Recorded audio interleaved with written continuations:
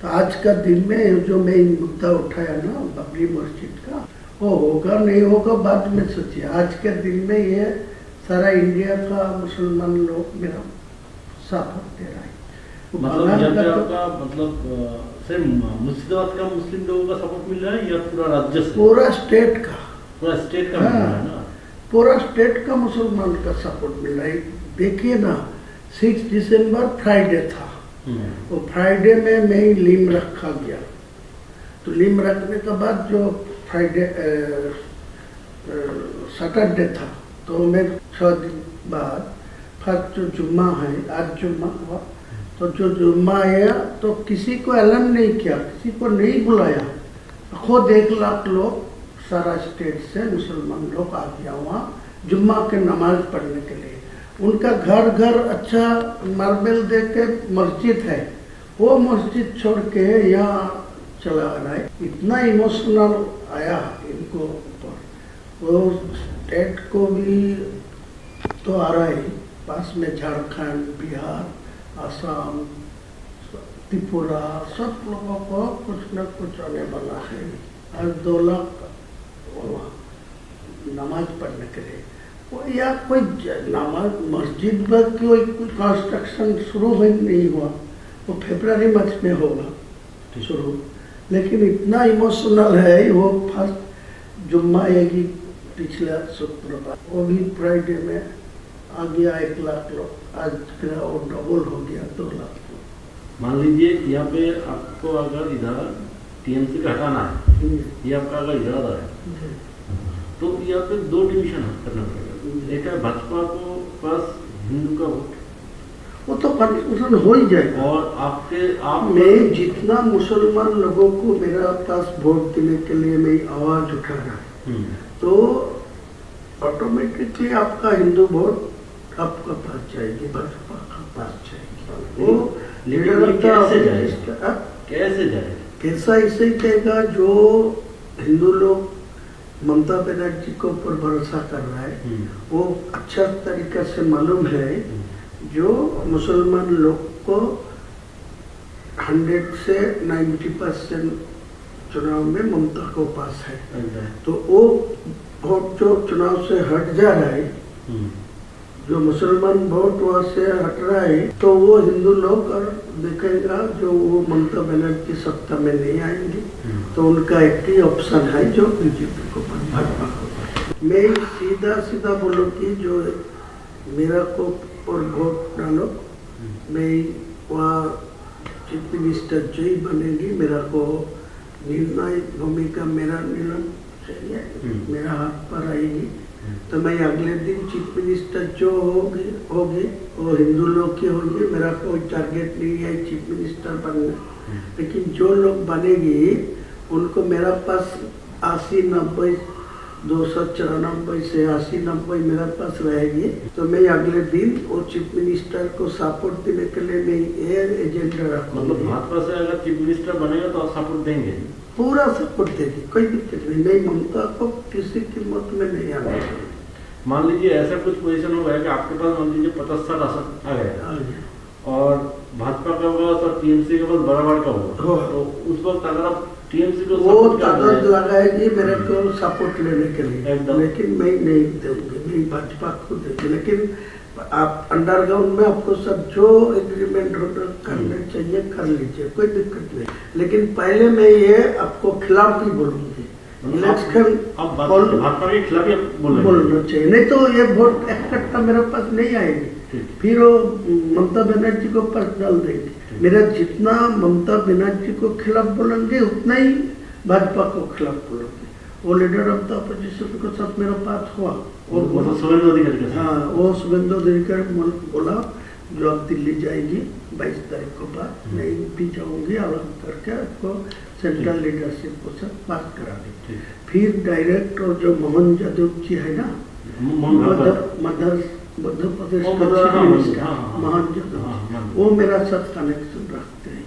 वो लोग बोला जो पीएमओ के साथ मेरा बात हुआ, आपको साथ कनेक्शन रखने के लिए वो लोग उसका सीएम भी आपके साथ कनेक्शन रखता हाँ, है। सीएम डायरेक्ट मुझे नहीं, हम लोगों को इन्फॉर्मेशन था आसाम का सीएम। आसाम का जमींदारी दिया, लेकिन बाद में पीएमओ आसाम को जोड़ के रखा, लेकिन डायरेक्ट मोहन यादव जी को मेरा साथ बातचीत करने के लिए, तो दोनों को ही मेरा कनेक्शन में है। आपको 100 से 110, 120 तक जा सकता भाजपा, लेकिन आपको 148 नहीं मिलेगा। जितने ही शुभेंदु अधिकारी जी बोलिए उनको मैं बोला, तो बोले ठीक है, आपको तो जोड़ के, और मोहन जी मुझे बताया जो आपको जो 70-80 जो सीट आपको मिलेगा तो डायरेक्ट आपको डेप्यूटी दे दूंगा, मेरा सीएम होगा आपको डेप्यूटी। ठीक है, डेप्यूटी सीएम, वो तो बढ़िया है। नहीं, ये तो ठीक है, ये हम लोगों की सोच यही है। ये कहना है कि ये जो मुस्लिम लोग हैं इनको तो आपको गुमराह करना है ना, इसको आपको कुछ हद तक जाके इसको बेवकूफ भी बनाना। अगर आप बेवकूफ नहीं बनाएंगे तो वो उनका पास चला जाएगा। तो ये आपका पॉलिसी क्या, मतलब पॉलिसी ऐसा ही है। देखिए, मैं उनको भी बोला, शुभेंदु जी को बोला, मेरा पास पैसा चाहिए, मैं मुसलमान को इकट्ठा करने के लिए, उनको चुनाव में मेरा पास वोट लेने के लिए, वो एक सीट में 3 करोड़ 4 करोड़ खर्चा होगा।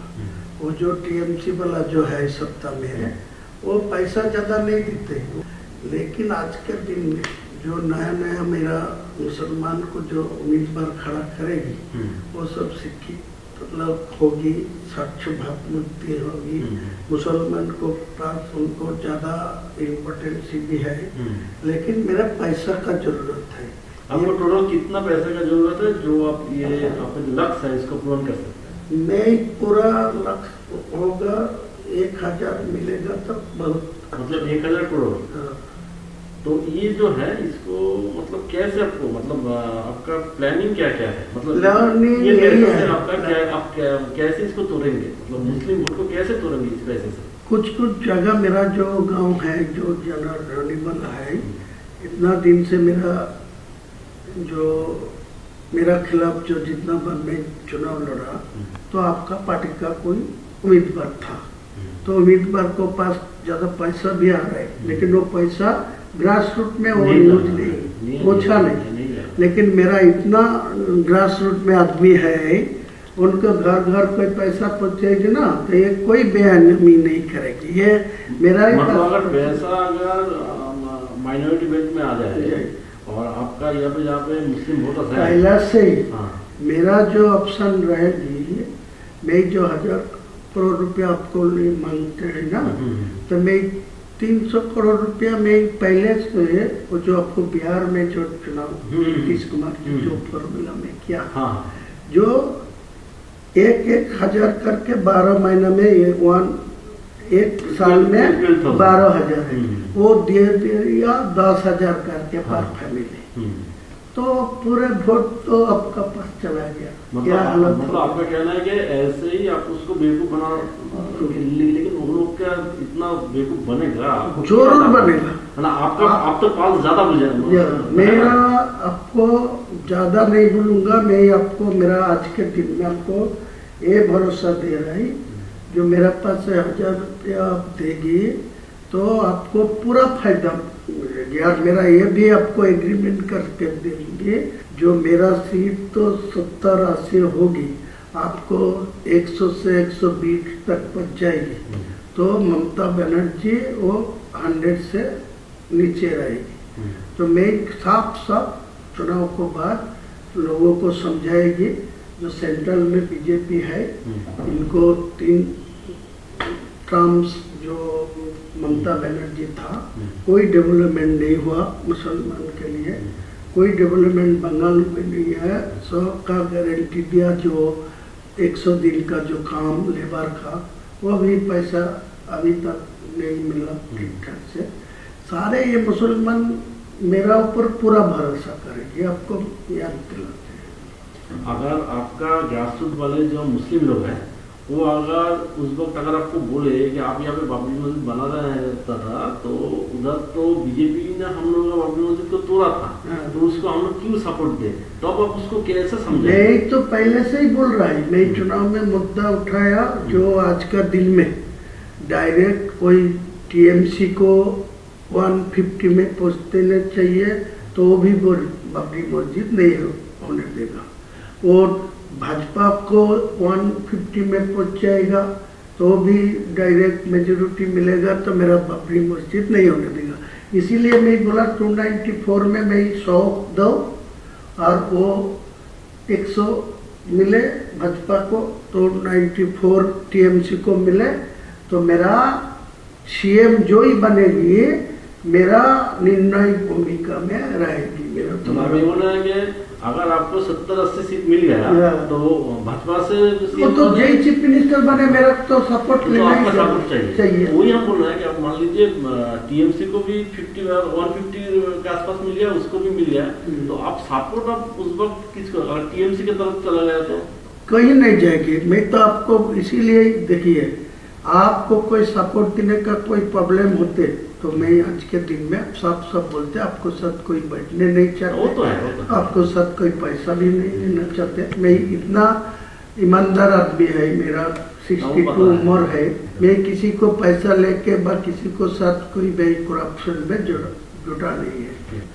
तो दादा हम लोग कंक्लूजन में आ जाते हैं कि यहाँ पे हम लोग कॉन्फिडेंस के साथ हायर अथॉरिटी को बता देते हैं कि आपका ये धनराशि चाहिए, ये अगर आपको अमाउंट मिल गया तो आगे जाके आप एटलीस्ट 50 to 60 वोट आप आपको जो आजाद देना है मेरा एक साथ में नहीं चाहिए, मैं पार्टली देना चाहिए।